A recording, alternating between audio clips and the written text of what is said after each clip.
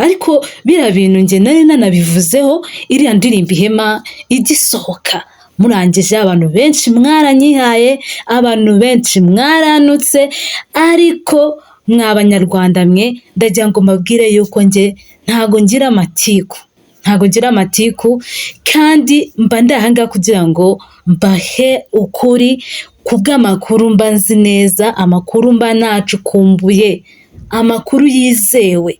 Ngira ngo namwe mwarabibonye ko biriya byose atari amatiku. Ndagira mbabwire yuko ukuri kuratinda ariko niguhera, ikindi akariho karavugwa kandi ukuri kuraryana. Abo ndimo gutonika, abo ndimo kubabaza, mwihangane rwose. Ubwo ngubwo ndavuga abakunzi ba Vestina ndetse na Dorcas, ndajyana nabisegureho ku bw'aya makuru ngiye kubaha, ndetse n'abantu benshi nabonye mwaranyihaye muri komenti, kubera yuko navuze yuko iriya ari pasi ya Irene, ariko n'ubu ngubu ndacyabihamya neza. Reka nze mu kanya mbahereze ibimenyetso bifatika by'uko iriya ari pasi ya Irene Murindahabi.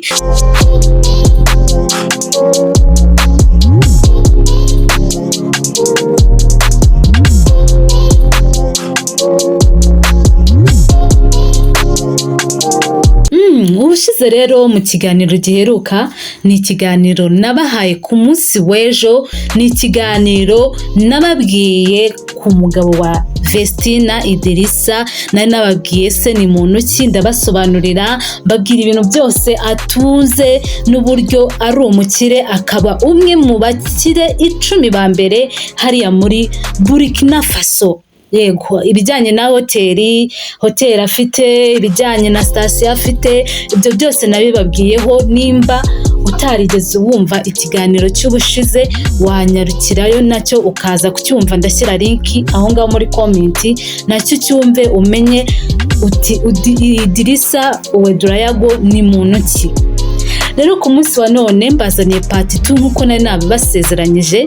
Nari nababwiye ko nzabahereza part 2 y'ukuntu uyu Idirisa Uwedurayago yahuyemo na Vestina, na Ishimwe Vestina. Aba rero guhura kwabo mu makuru nzi yizewe neza, yari asanzwe ari imihanda ariko ataraba confirmed, nuko Idirisa na Vestina aba bombi bahujwe na Irene Murindahabi.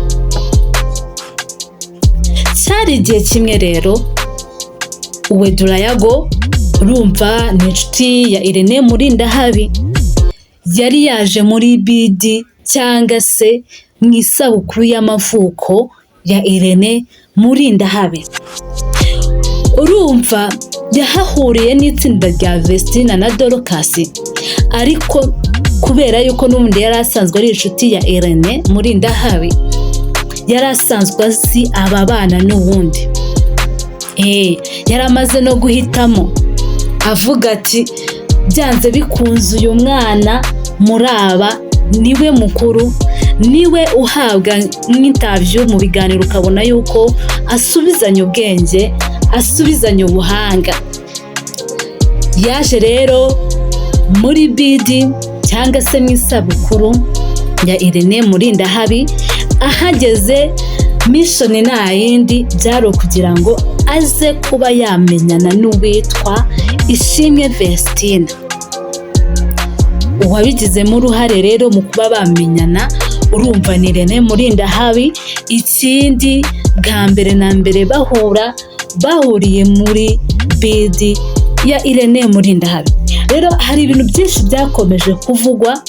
Iriya indirimbo Ihema igisohoka, abantu benshi bararebaga bakavuga se uyu mwana bimeze bite, uyu mukobwa ubundi ubu ntatwite. Ubwo uko ibyo byose byavugwaga, niko n'ubundi ku ruhande abazi gutoza amakuru bahita babifata bakaba babihuza n'iki kirori, n'uyu munsi udasanzwe utunguranye wo gusezerana kwa Vestina na Idirisa, aho bivugwa yuko bakoze ubukwe vuba kubera yuko koko uyu Ishimwe Vestina ashobora kuba atwite, simbihagazeho, gusa ashobora, nk'uko ku mihanda biri kuvugwa, ashobora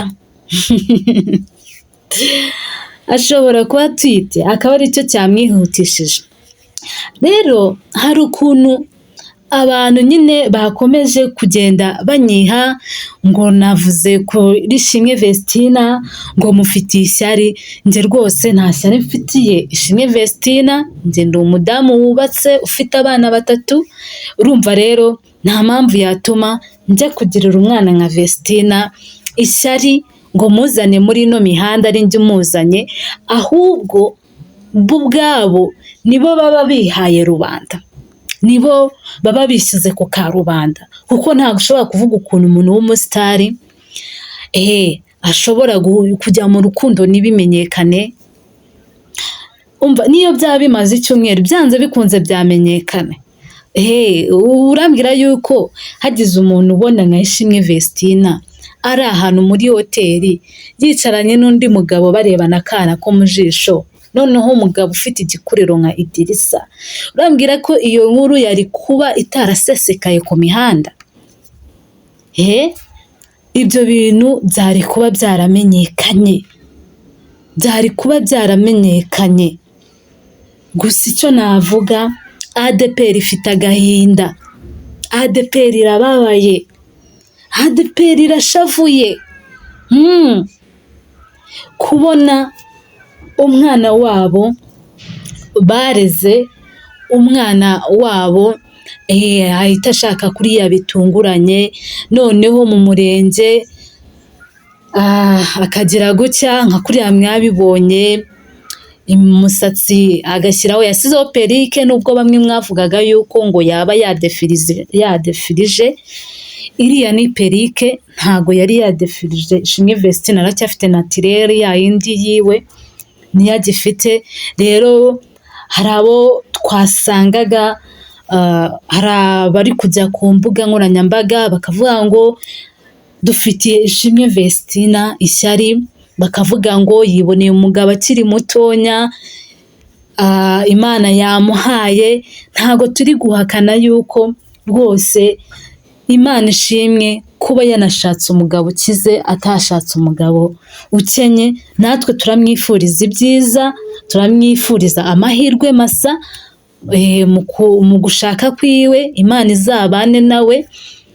Gusa nawe wenda ikintu umuntu yamubwira ni uko buriya iyo umuntu ashatse umuntu ukuze, uba usobanukiwe ubuzima uko bumeze, byanze bikunze nyine agufata ku ruhande rumwe, nibwo waba uri umudamu wiwe mu gihe washatse ukiri mutonya, ku ruhande rumwe agufata nk'umwana, akumva yuko muri decision wafata wowe ubwawe haba hagomba kubamo analize nyinshi, mbese nta mwanzuro wafata ukomeye.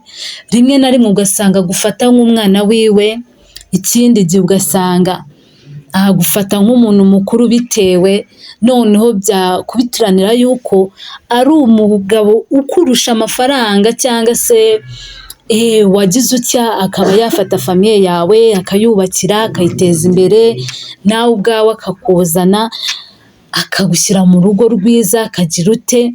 Akenshi hari benshi hanze babigiriramo ibikomere, gusa ndakwifuriza kutazabigiriramo ibikomere, kumva yuko ko nawe umunsi wamaze, tuvuge wenda umaze kubyara ufite nk'abana 2, 3 se 5, mu by'ukuri nawe uzatangira kumva yuko uri umuntu mukuru cyane. Ujye wibaza impamvu nka decision zawe ufata imyanzuro, ariko imyanzuro ikajya kwemerwa habanje gucamo igihe kinini kugira ngo icyo kintu cyemerwe. Rero ntabwo ari ibyo tukwifuriza Vestina, turagufana. Ikindi dukomeje kwibaza, turi kwibaza nimba se uzakomeza kuririmba, se uzakomeza kuba hano mu gihugu cy'u Rwanda, cyangwa se uzahita ujya muri Burkina Faso.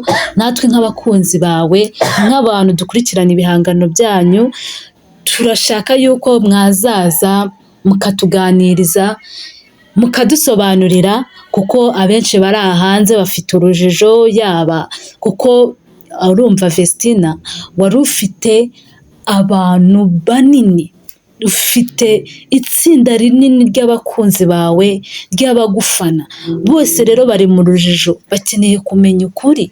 Niyo mpamvu ku bijyanye na mariage rwose utari kubaheza, niyo mpamvu ku bijyanye n'urukundo rwawe utari kubaheza, ukatureka tukamenya byose, aho kugira ngo tujye mu rujijo, kuko urumva hari abantu twamaze guhindura ubwonko.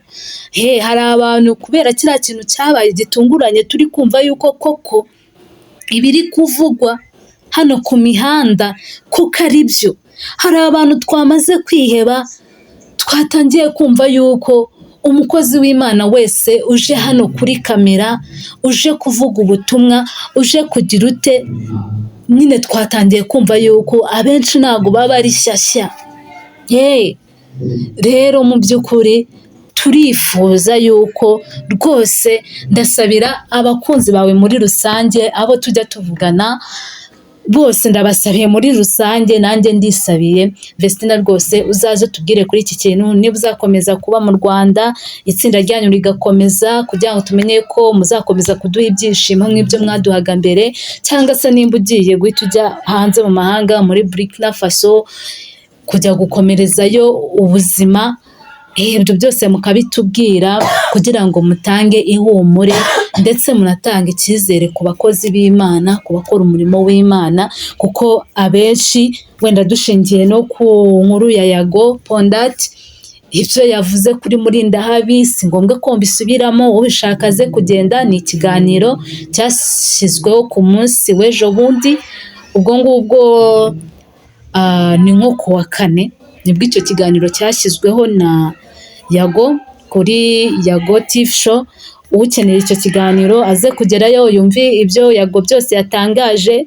Ariko mu by'ukuri abantu mujya muri comment mugatukana, mutamenya ukuri, mutazi ngo ibintu birava he birajya hehe, ugasanga gusa muravuze, ugasanga muratukanye, ugasanga mwanze no gushyigikira umuntu uvuga ukuri, ugasanga ahubwo muramwejeje, muramutukuje, muramwemeje muri make. Rero duva nasoreza ahangaha, si ibyo gusa kuko iyi nkuru nyifiteho amakuru menshi cyane. Ubutaha nzaza mbabwira ku bijyanye n'uko Idirisa yaba yarubakiye cyangwa se agiye gutuza famiye ya Ishimwe Dorcas ahantu heza cyane, mu nzu nziza cyane ihenze. Ibyo byose nzabibabwira muri part 3 kuko iyi nkuru nyifiteho byinshi. Nimba utarakora subscribe, kora subscribe, liking, una commenting, uvuga uko ubyumva, nimba udushyigikiye, nimba se koko ukibona yuko ibi bintu koko ari amatiku, nabwo bitubwire kugira ngo tumenye uburyo tubasha kwitwara muri iyi si ya social media. Murakoze cyane, reka tuzahure mu kiganiro cy'ejo.